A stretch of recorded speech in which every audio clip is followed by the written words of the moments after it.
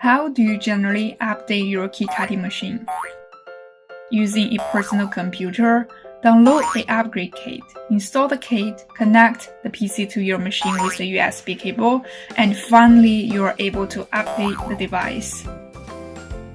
The new Condor XE Mini Plus 2 allows users to update the system, app, firmware, and database on the machine directly. All you need to do is connect to Wi-Fi network. Enter the update screen, press update, and wait a few moments of time. Finished. It's much easier and more intuitive for anyone using the machine.